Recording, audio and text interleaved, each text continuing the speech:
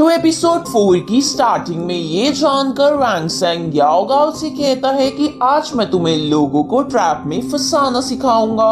इधर हम टियानजा और उसके कुछ सैनिकों को देखते हैं जो चूहे की मदद से उस प्लेस पर आ गए थे। तो टियानजा उन्हें वैंग सेंग पर अटैक करने को कहता है, लेकिन उनमें से एक बंदा गलती से वैंग सेंग की बिछाई हुई लैंडमाइन पर पैर रख देता है, जिसकी आवाज सुनकर वैंग सेंग कहता है कि ये तो बस एक ट्रेलर था, ट्रैप तो अब आना शुरू होंगे। अगले दिन हम वहाँ मिंग सॉन्ग को देखते हैं, जिसे लास्ट नाइट टियानजा के साथ गया हुआ एक सैनिक बताता है कि जैसे ही हमने उस चीज पर पैर रखा वो फट गई, जो कोई जादू से कम नहीं था।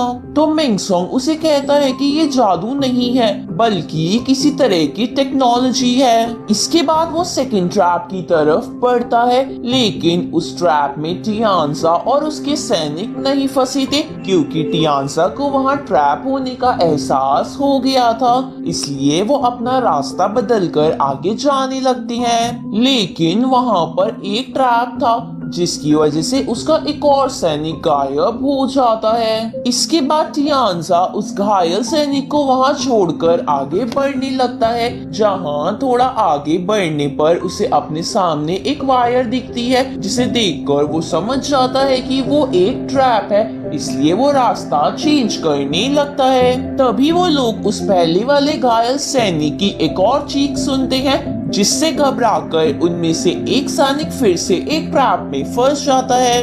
इधर याओ गाओ चीखे सुनकर वैंग सेंग को कहती है कि अब तक 3 लोग ट्रैप में फंस चुके हैं, जिसे सुन के वैंग सेंग कहता है कि 3 नहीं सिर्फ 2। इसके बाद हम फिर से अगले दिन का समय देखते हैं, जहां मिंग सॉन्ग उस सेकंड ट्रैप के बगल में दूसरा ट्रैप देखकर समझ जाता है कि सेकंड ट्रैप तो सिर्फ बनावटी था, असली ट्रैप तो उसके बगल वाला छोटा ट्रैप था, जिसमें पिछली रात टियानजा का एक सैनिक फंस गया था। साथ ही जैसे ही वो ठीक होकर आगे बढ़ा तो वो उसके आगे बने वैसे ही एक और ट्रैप में फंस गया। ये सब देखकर मिंग सॉन्ग उस सैनिक को कहता है कि तुमने वैंग सेंग को बहुत अंडर एस्टिमेट करा था।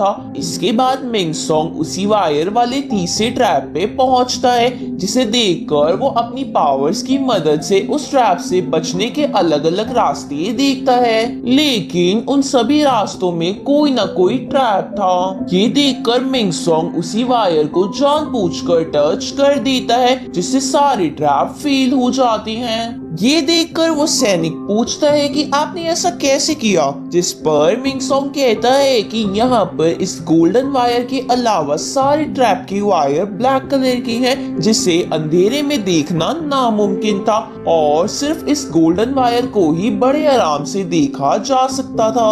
यानी वैंग सेंग जानता था कि टियानजा इस ट्रैप को देखकर दूसरे रास्ते से जरूर जाएगा, और यही उसकी सबसे बड़ी गलती भी थी, जबकि उसे इस गोल्डन वायर को इग्नोर करके आगे बढ़ना था। इधर पिछली रात उन चीखों की आवाज तेज आने की वजह से वैंग सेंग समझ जाता है कि वो लोग बहुत जल्दी उनकी तरफ बढ़ रहे हैं। तो वो याओ गाओ से पूछता है कि क्या किसी स्पिरिट की मदद से किसी को ट्रैक किया जा सकता है, जिसपे याओ गाओ कहती है कि किसी स्पिरिट से तो नहीं, लेकिन कई एनिमल ऐसे हैं जिनसे लोगों को ट्रैक किया जा सकता है। ये सुन के वैंग सेंग और तेजी से याओ गाओ को लेकर आगे जाने लगता है। इस तरफ टियानजा उस चूहे की मदद से अपने सैनिकों को लेकर एक जगह पहुंचता है, जहां उसे एक जगह पर अजीब से वे में बहुत सारे पत्ते गिरे हुए दिखते हैं, जिससे उसे लगने लगता है कि ये एक ट्रैप है। इसलिए वो उन पत्तों पर आग लगवा देता है ताकि पत्ते जलकर वो ट्रैप सामने आ जाए। पर वो जैसे ही पत्ते जलते हैं वहाँ एक बहुत बड़ा बॉम्ब फटता है, जिसे वैंग सेंग ने लगाया था। साथ ही वो जानता था कि टियानजा इन पत्तों को जरूर जला कर देखेगा। इधर वैंग सेंग और याओ गाओ नदी से गुजरकर अपने शरीर की स्मेल गायब कर लेते हैं। दूसरी तरफ इस बॉम्ब की वजह से टियानजा बहुत ज्यादा गुस्सा हो गया था, जहां गुस्से में गलती से वो एक और लैंडमाइन पर पैर रख देता है, जो फट जाती है और उसका हाल और भी बेकार हो जाता है। पर वो फिर भी वैंग सेंग को मारने के लिए अपने सैनिकों के साथ आगे बढ़ने लगता है, पर इस बार वो अपने सैनिकों को आगे कर देता है। तभी टियान्सा गुस्से में गलती से एक और ट्रैप एक्टिवेट कर देता है, लेकिन उसका एक सैनिक उस ट्रैप को रोक लेता है, नहीं तो टियान्सा के सर के टुकड़े टुकड़े हो जाते। इसके बाद हम फिर से अगले दिन की टाइमलाइन देखते हैं, जहां उस ट्रैप को देखकर मिंग सॉन्ग कहता है कि ये ट्रैप बहुत ही खतरनाक है, जिससे किसी की भी जान आसानी से जा सकती है। तो अगर टियान्सा का वो सैनिक इस ट्रैप को ना रोकता तो तुम सारे के सारे मारे जाते।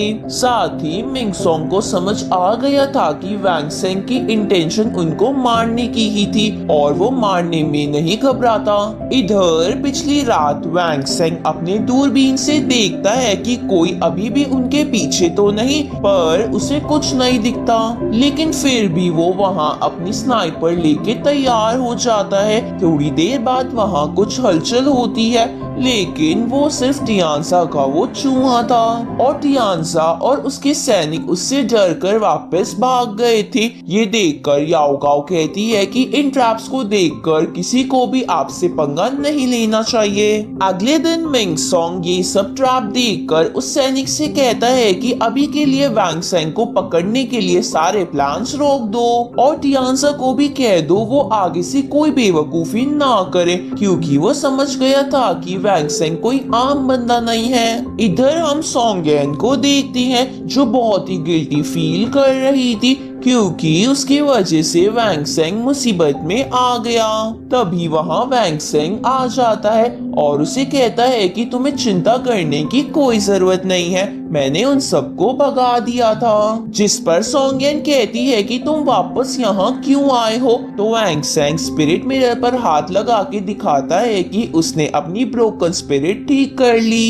ये देखकर सोंगेन हैरान हो जाती है कि उसे स्पिरिट को ठीक करने में बस 3 ही दिन लगे थे, क्योंकि आज तक सबसे कम समय में ब्रोकन स्पिरिट को ठीक करने में ही 3 महीने लगे थे। इधर हम मिंग सॉन्ग को देखते हैं, तभी वहाँ एक सैनिक आकर बताता है कि वैंग सेंग वापस आ गया है। उसी वक्त वहाँ पर एक क्रो आता है, जिसे वो लोग एल्डर कह के उसे ग्रीट करते हैं। तो वो एल्डर वैंग सेंग के बारे में पूछते हैं, जिस पर मिंग सॉन्ग बताता है कि वैंग सेंग बहुत ही स्मार्ट है। जिस पर वो एल्डर कहता है कि मुझे उसकी परवाह नहीं है, तुम्हें पता है ना वैंग सेंग ने डाई को मारा है, जिसकी वजह से उसकी फैमिली ने इन्वेस्टिगेशन चालू कर दी है और तुम्हें पता ही होगा कि दाव पर क्या लगा हुआ है। तो मिंग सॉन्ग हाँ करते हुए सिर हिलाता है और इसी के साथ ये एपिसोड यहीं खत्म होता है।